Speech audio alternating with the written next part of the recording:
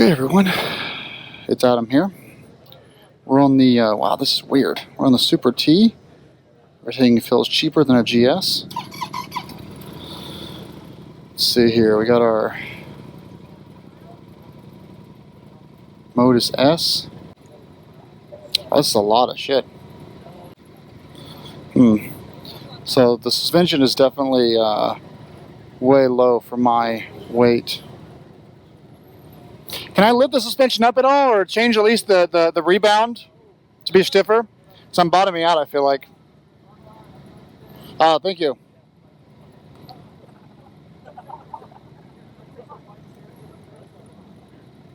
That's as hard as it gets. Thank you. All right, that is as hard as it gets. Oh, we've got adjustable levers here, which is nice. So are we in gear? Yeah, yes we are. It says minus. Is that in reverse? There we go. Wow, this is weird. Super. It doesn't lug along what the GS does. Is this fly-by-wire? I think it is, because it has the various throttle modes. Wow. And the connection is like super. The friction zone is like super close. It's like weirdly jolty.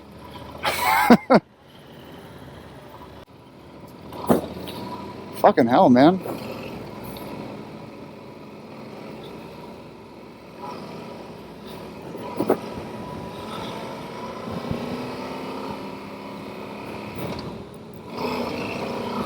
Oh, so it takes a second to actually show you what gear you're in. Why is it so like jumpy?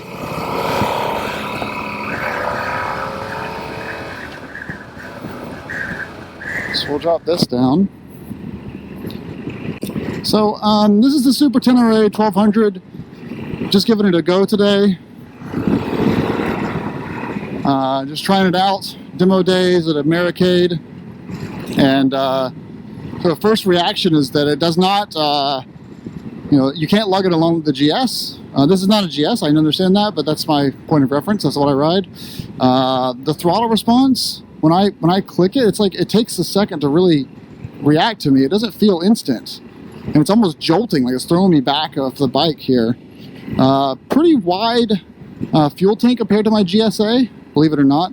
Obviously the GSA flanges out, but this thing is definitely wide. Really bitey, grabby brakes. That brake, and I don't think front and rear are linked, so I have to remember that. Is your throttle bouncy? My tour mode, change the mode. Oh. Better than T. Got it. Touring mode's way better on these things. It's like throwing me like this. Yeah. It's a little jerky in town, but you get out on the highway, play sport. Okay.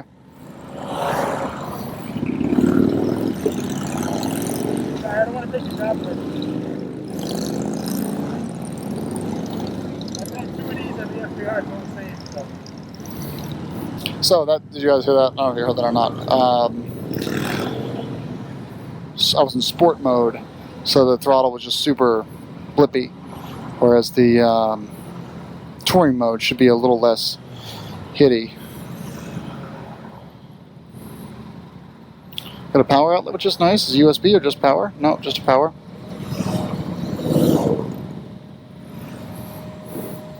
There go the fans. It's an interesting configuration here, though. This kind of comes over on this side. A lot of buttons over here.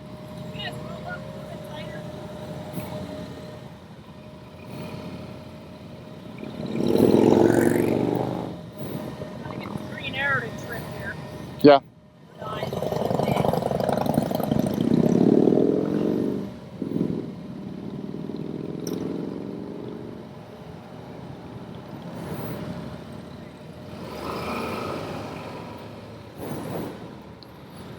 The fans are a lot smoother sounding than the GS. There we go.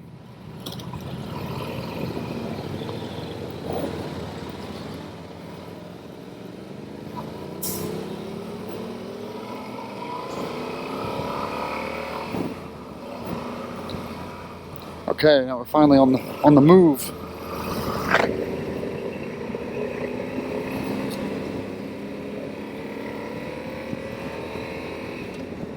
Nice feel to it. Definitely has a strong motor. The power delivery feels pretty smooth, you know, up until about 5,000 RPM that I've seen so far. Fan was super whizzy when it did come on. It was on for a while, so that's interesting. Everything just looks a little bit cheaper than the GS, but this is a much cheaper bike. This is probably half the cost. It's not really a fair comparison, I know, but I'm not a professional journalist.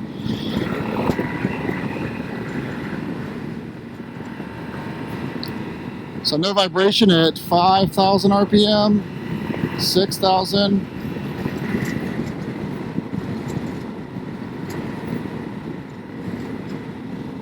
I mean, this feels like it could be a pretty good around town cruiser. I'm not sure I'd want to tour on it though, without adding a much bigger windscreen and much bigger windscreen on it, some bigger hand protection. And the seat is hard as hell. The seat's much harder than the S1000XR was this morning that I rode. Which, it's like I'm in a natural progression here because the next bike I'm riding is the 690 Adventure. Oh, sorry, 690 Enduro from KTM. So that's going to be the hardest of the hard.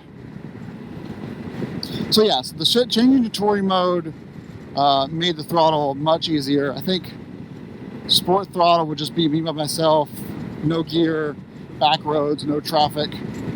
Touring is much better for around town work. Mirrors look pretty good. The readout display looks nice. Pretty impressed by it. It's not color or anything, but it's a LCD display.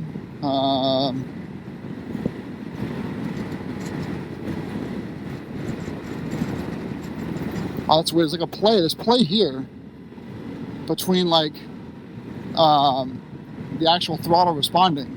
There's a little bit of give there at the very bottom of the throttle let out.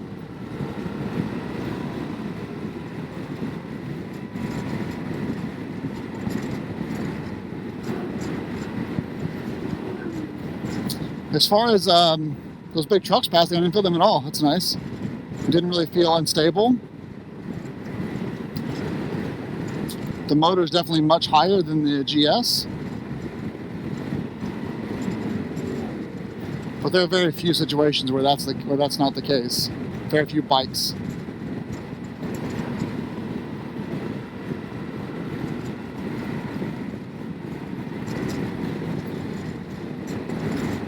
Yeah, lots of wind. But actually it's so damn hot, I'm kind of enjoying this. While so the bike in front of me has these like wobbly turn signals already. And that's a new bike. I do like the brake light though, it's pretty cool, the single brake light. Mirrors are pretty vibey. I'm at 4,500 RPM, fourth gear, 60 miles an hour, and the mirrors are very vibey.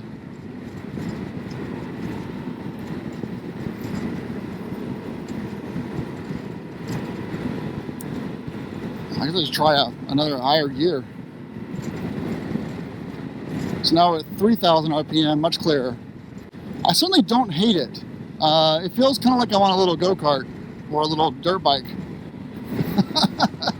I'm just so big. For reference, guys, those of you that don't watch my channel, I'm 6'3", 250 pounds. And when I sat on this thing, the suspension immediately felt like it bottomed out. So I had our guide increase the suspension, not preload, but just sort of the damping itself. She put it on the highest setting. So I feel more of the road in this setting. It's less comfortable, but at least I'm not bottoming out. And this is a really good road. We're not going to hit any situations where I would be challenging the suspension anyway. Would this be a good bike off-road? I don't know. That's really hard to say. Not on these tires, of course. The throttle is it's just a twitchy little throttle. Even in touring mode, it's still twitchier than I'm used to with my GS. They're both fly-by-wire. There's little things too. I mean, this has cruise control, which is interesting. It does not have self-canceling turn signals. It does have heated grips. There's a little trip computer over to the right side, which I won't play with while we're driving, but you know, lots of features and functions in there.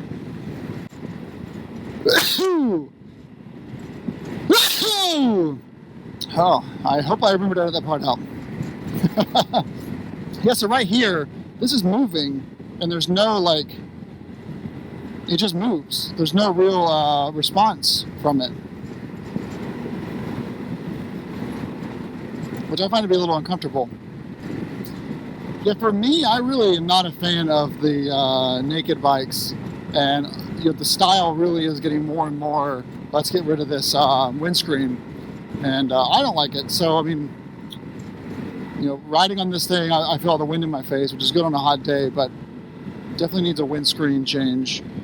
As far as the ergonomics, my back isn't hurting yet. My legs they're not neutral. They're not right under me like the GS. They are, or the KTM, you know, EXCs or EXFs. It's behind me. So it is a sport touring position, but less so than the S1000 XR, where my feet were pretty much behind me. But the XR feet were not as far behind me as the S1000 are, where the feet are completely in the tuck position. So it's kind of you know, full tuck super bike to sport touring XR to Super Tenere, and then, you know, very neutral riding position like a GS. Yeah, I need some mirror extenders on these for my shoulders. Mirrors are just not far enough out. Maybe another extra inch would be nice. Obviously not keyless, it uses a real key. The power outlet's a nice touch though, that's good. It's not USB, it's just, you know, bring your own USB plug. That's still good. Transmission feels good. I mean, it definitely, it's a smooth grab. It's an early grab, but it's very smooth, which I like a lot. It doesn't, you know, I think the problem is the GS Boxer, water-cooled Boxer and oil-cooled Boxer I've owned have transmissions that are like tractor transmissions, and you know, every bike transmission feels so much better than the GS. And the GS, and it wasn't until 2014 that the GS actually got a wet clutch. It was a dry clutch until 2014. So just to show how far behind they are. And the transmission keeps getting better and better, but they just haven't figured it out yet. So it's a tractor transmission. This does not have, to my knowledge, a shifting assist sort of, you know, set up. So you can't, like, just downshift without pulling the clutch in. Oh my God, so weak.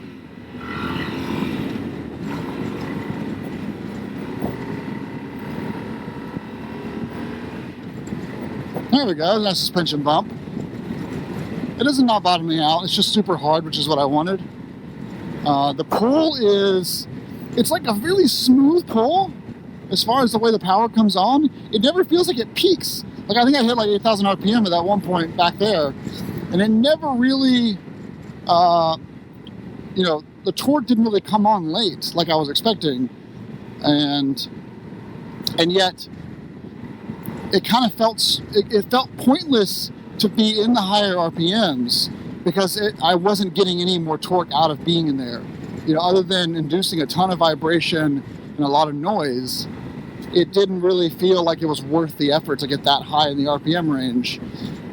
If that makes sense. Like with a lot of bikes, you know, you get the 7,000, 8,000 RPM punch, and it's nice. It's a payoff for dealing with all the vibration and effort to get into the high RPM range. This one never really delivered that, which I guess maybe is a good thing, but it kind of keeps me wanting to stay in the sub. Well, I could say now that my butt is starting to hurt after about, I don't know, 20 minutes of this. Butt is definitely starting to hurt.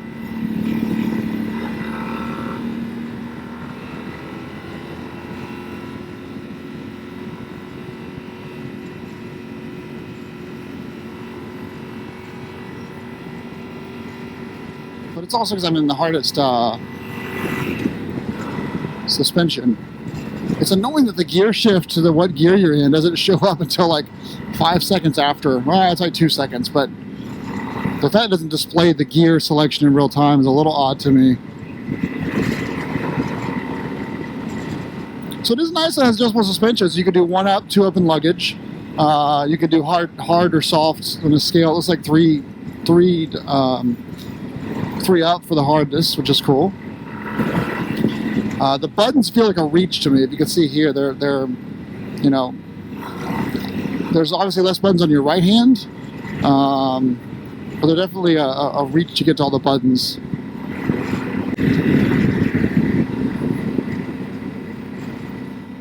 So these demo rides, it's not a long-term review. This is my 4th one or 5th one I've done in a couple of years.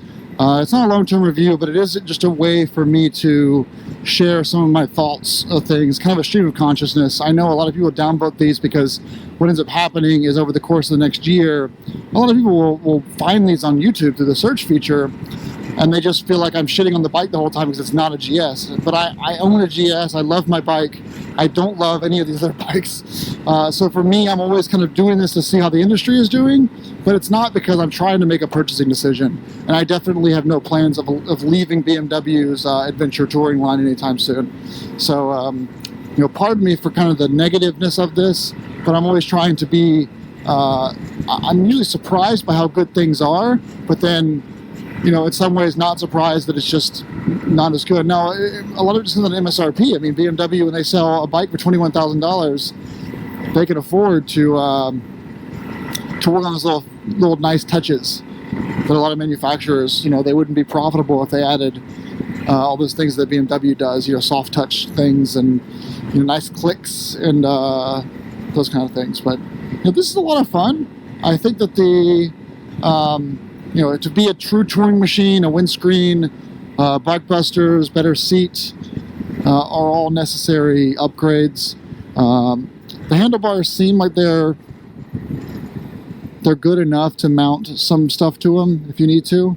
They're not huge, but if you need to mount some things, then by all means, you get the space.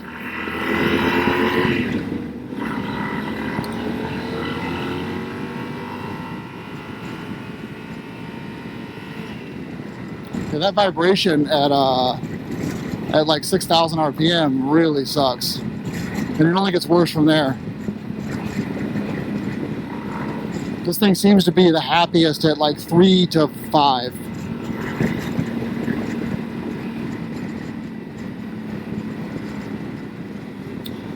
So I won't go through the modes in this video, all the driving modes and all the different menus, other videos for that.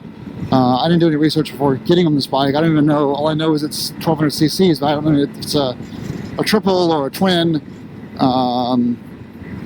So all that's kind of, I'm just going based on feel, you know, comfort, ergonomics, how does the bike feel under me? And it's not bad. It's not bad at all. I don't even know what the price this thing is. If it's under 12, pretty nice bike. If it's 15, I would rather just buy a used GS. If it's over 15, like way over 15, I don't know. That's okay. So that concludes this review. It's pretty impressive. I mean, again, I don't know what they're charging for this thing, but if this is a $12,000 bike, nice job. It feels like an 800cc. It does not feel like a 1200cc. Maybe it's a 1000. It feels underpowered. My bike has 125 horsepower. This can't have. This got to be like 100, 105. I mean 90, something like that.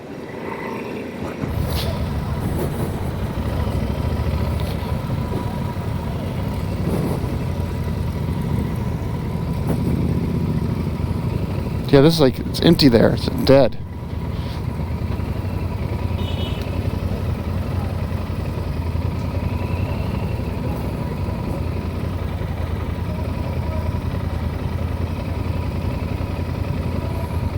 Well, thanks so much for watching, guys. And this was a lot of fun. I'll hop off here and get some after shots of the bike and then leave you guys to it.